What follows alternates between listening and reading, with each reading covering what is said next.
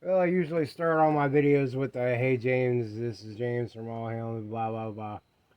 Not going to do it that way this time. I'm getting repetitive. It's uh, it's time to deal with the cooling system on the new S10 that we just picked up. What I did first was there was a plastic tube that went from here to the air cleaner. It goes where all good plastic tubes should go, right straight into the trash can. Not playing with that. Next thing I'm going to go ahead and do is I'm going to go ahead and take the coolant overflow line off of here and pull that through the shroud because this radiator is so dirty. What I really want to do is I just want to pull the radiator out of it and flush the radiator all by itself with a garden hose and flush the heater core all by itself with a garden hose. And then I will go ahead and put everything roughly back together and deal with the block kind of after everything else has been flushed out. So let me get this other hose out of here, and I also want to clean the overflow tank out, but that can be done kind of all on its own. But as you can see, even with me pulling the overflow tank off, disgusting water came out of it. I've already got my clamps loose on my upper radiator hose, and the level's a little bit low. So I want to go ahead and pull this off of here. And I do have a drain pan underneath. Not that it's actually catching anything, because that would make sense.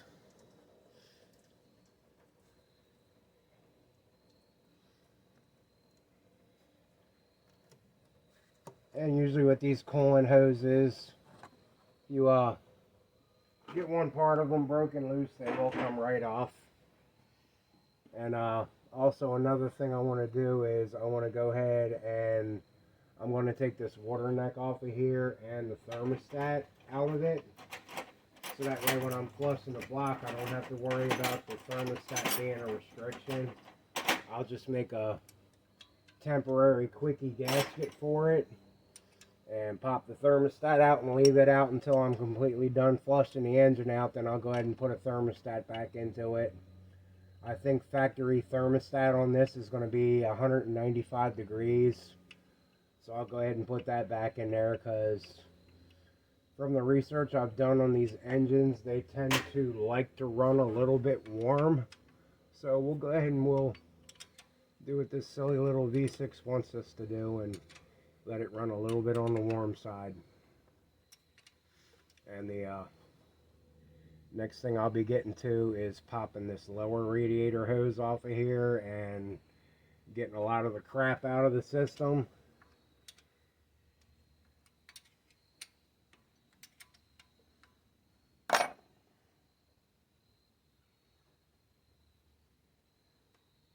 And it looks like somebody's been in here before. There's a blue Velcro gasket on the water neck.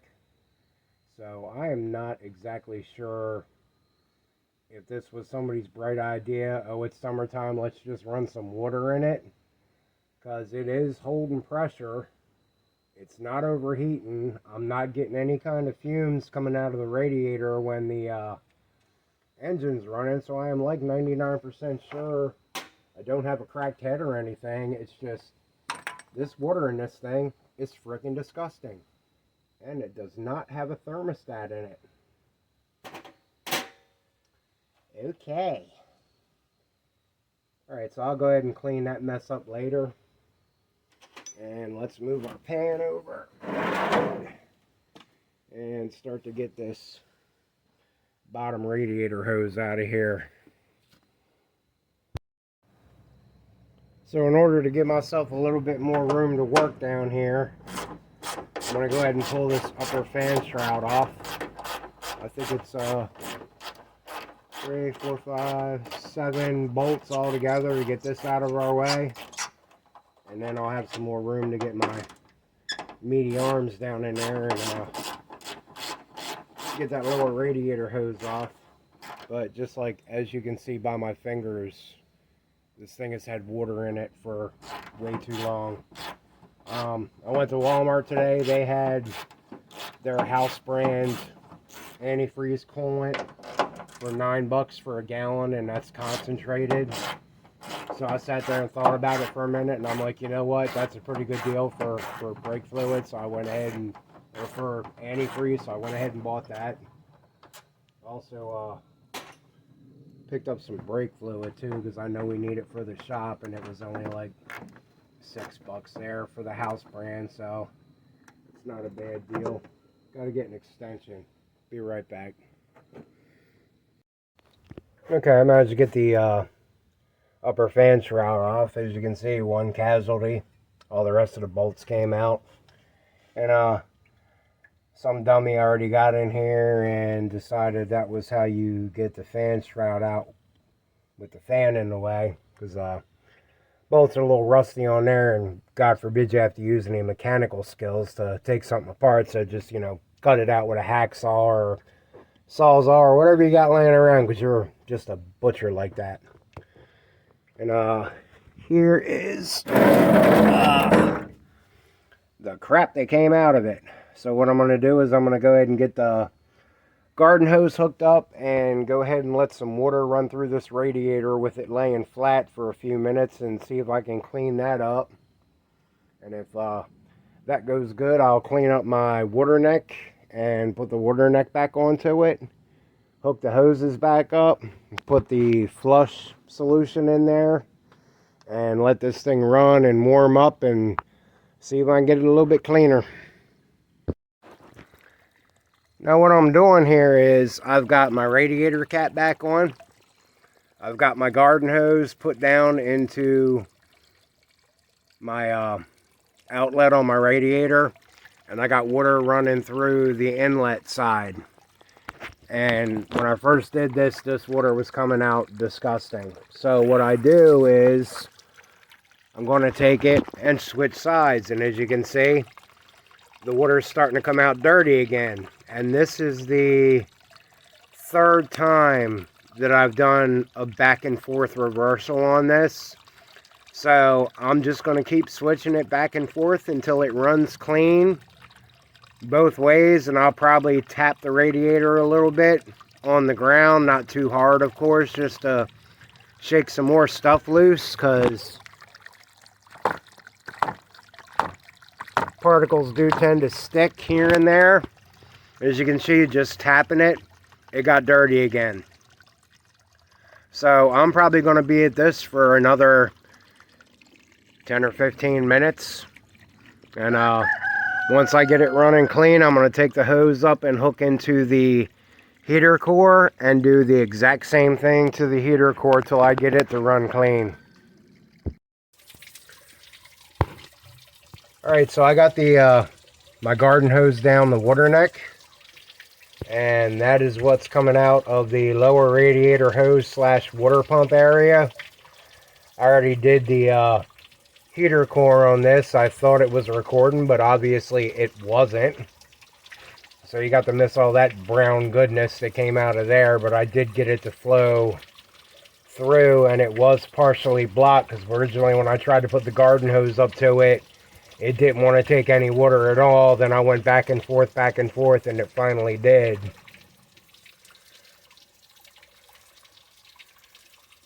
So I'm going to let that run until it blows out a little cleaner.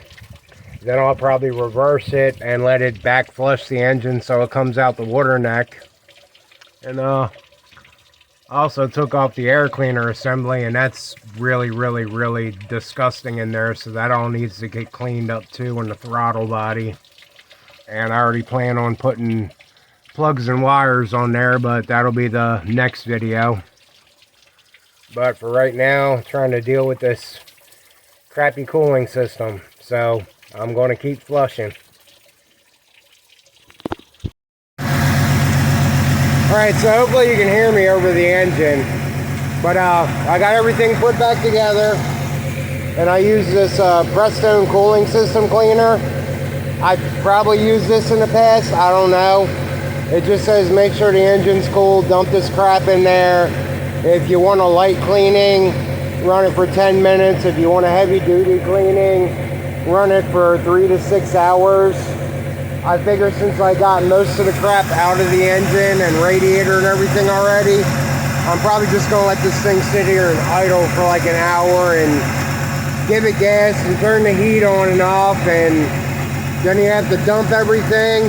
It wants you to flush it again with cold water, so fill the system back up and flush it again, and then go ahead and put your normal coolant into it. So we'll see how this goes. Okay, so I've had this thing running for about 15 minutes or so, and I came in here and checked all my hoses. Of course, the thermostat ain't there, so this hose is going to be warm no matter what, but I am getting circulation through the engine. My heater hoses are hot.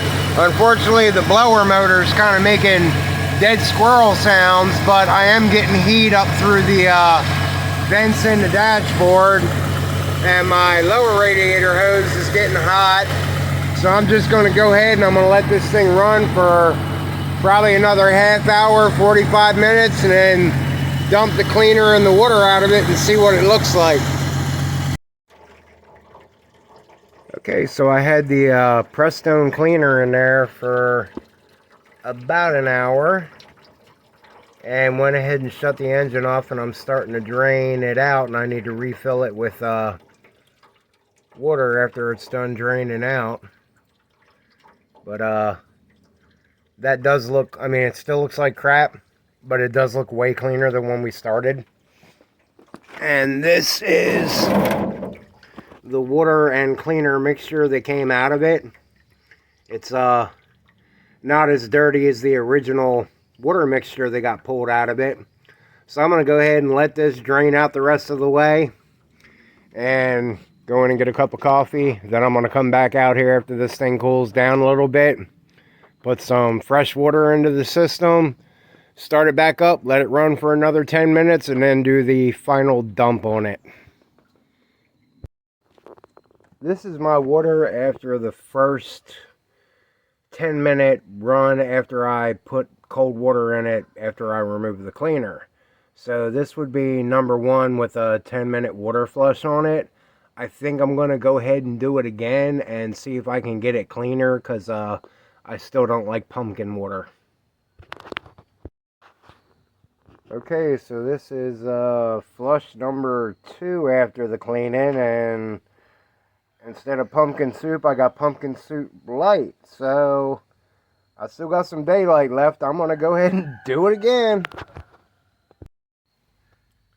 Alright, this is flush number 3. So, I don't know. Is it still pumpkin soup, or have I crossed into the wonderful world of Earl Grey tea yet? Still daylight left. I think I'm going to hit it one more time. Well, it ended up getting dark, and I think I did like 3 or 4 more flushes to the engine. So I went ahead and dumped that out and put some antifreeze in there. I got to go to the store tomorrow to get a thermostat and a radiator cap and a thermostat gasket, and that'll take care of the cooling system flush.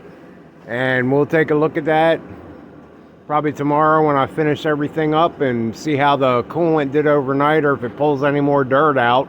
So gotta run to the store in the morning. Alright, so it's the next day, and we're back on the S10 cooling system.